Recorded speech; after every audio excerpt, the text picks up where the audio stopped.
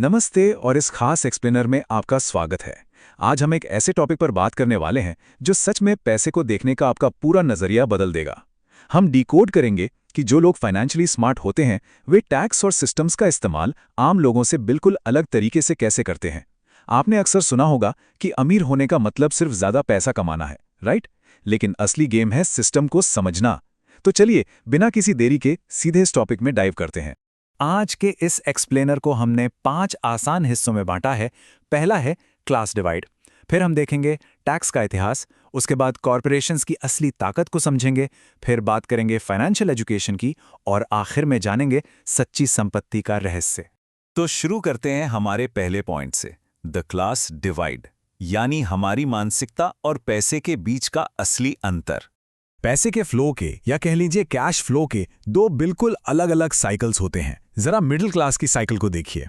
इसमें एक fix pattern है। आप सुबह उठते हैं, जॉब पर जाते हैं, महीने के आखिर में सैलरी मिलती है, फिर सरकार को एक बड़ा हिस्सा टैक्स में दे देते हैं और जो बचता है उसे अपने रोजमर्रा के खर्चों पर उड़ा देते हैं। ये एक ऐसा पहिया है जो कभी रुकता ही नहीं। लेकिन अगर आप फाइनेंशियली एजुकेटेड लोगों की साइकिल देखेंगे तो वो एकदम अलग है। वो लोग सबसे पहले एसेट्स यानी संपत्ति बनाने पर फोकस करते हैं। वो इन्वेस्ट करते हैं, बिजनेस बढ़ाते हैं और कोई भी बड़ा खर्च करने से पहले अपनी टैक्स प्लानिंग करते हैं। सीधे शब्दों में कहें तो वो सिस्टम से अपने लिए काम करवाते हैं, ना कि जिंदगी भर खुद सिस्टम के लिए काम करते हैं। अब आते हैं हमारे दूसरे हिस्से पर, टैक्स का इतिहास। आखिर ये सब शुरू कैसे हुआ? अगर हम इतिहास के पन्ने पलटें तो एक बहुत ही दिलचस्प कहानी सामने आती है। आपको शायद पता ना हो, लेकिन शुरुआत में इनकम टैक्स जैसी चीजें सिर्फ और सिर्फ बहुत अमीर लोगों के लिए बनाई गई थीं, ताकि युद्धों का खर्च उठाया जा सके। जब इसे पहली बार लाया गया तो आम जनता बहुत खुश थी, क्योंकि उन्हें लगा कि टैक्स तो सिर्फ अमीरों को देना है। लेकिन फिर क्या हुआ? समय के साथ सरकार के खर्चे बढ़ते गए, नियम बदलते गए और ये टैक्स का जाल धीरे धीरे नीचे आम आदमी तक पहुंच गया।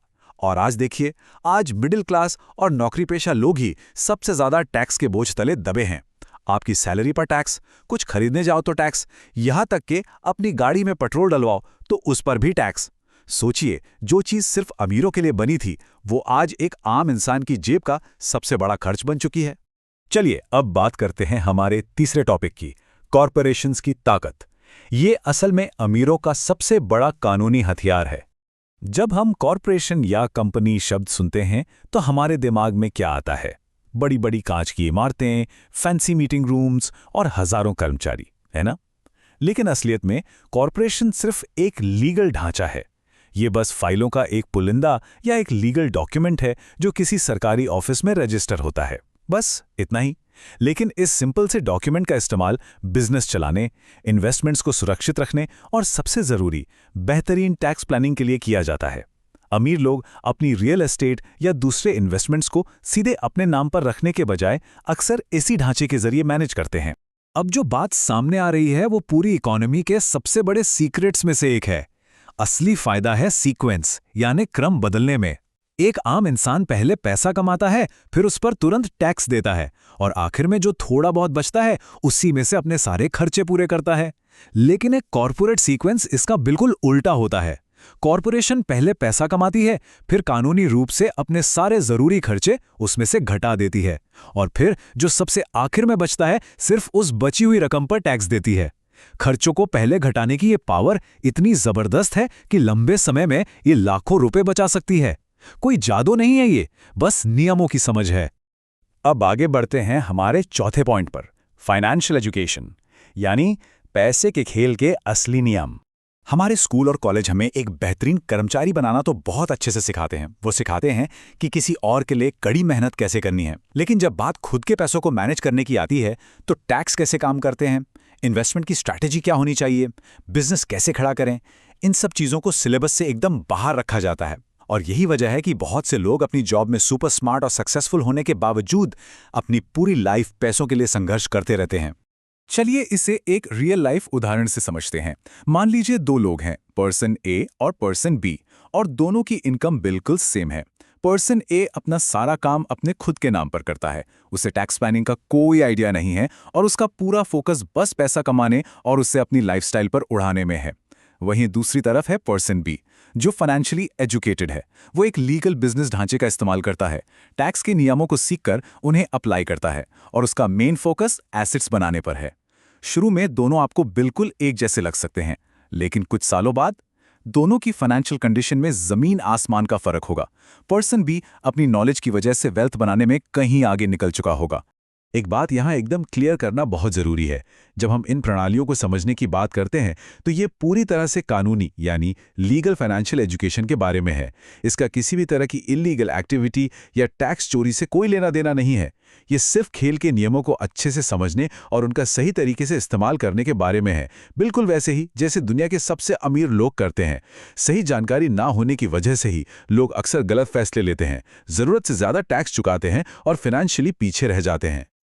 और अब हम आते हैं आज के आखिरी और सबसे अहम हिस्से पर, सच्ची संपत्ति का रहस्य। मशहूर लेखक रॉबर्ट कियोसाकी की एक बहुत ही डीप बात है।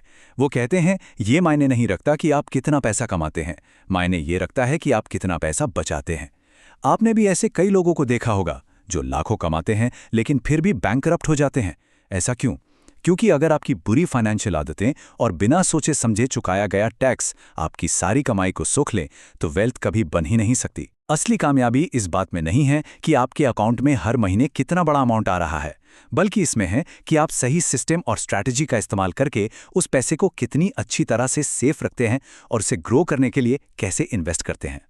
इस एक्सप्लेनर को समेटते हुए अपनी मानसिकता को बदलने के लिए 3 क्लियर स्टेप्स उठाने होंगे। पहला, ये समझिए कि फाइनेंशियल सिस्टम्स काम कैसे करते हैं। दूसरा, टैक्स से जुड़े बेसिक नियमों की जानकारी लीजिए ताकि आप बेवजह के नुकसान से बच सकें। और तीसरा, अपना फोकस सिर्फ इनकम कमाने से हटाकर ऐसे एसेट्स बनाने पर लगाइए जो फ्यूचर में आपके लिए खुद ब खुद इनकम जनरेट करें। यही वो छोटा सा बदलाव है जो जिंदगी भर काम करने की मजबूरी को सच्ची फाइनेंशियल फ्रीडम में बदल देता है। तो जाते जाते ये सवाल आपको सोचने पर जरूर मजबूर कर देगा।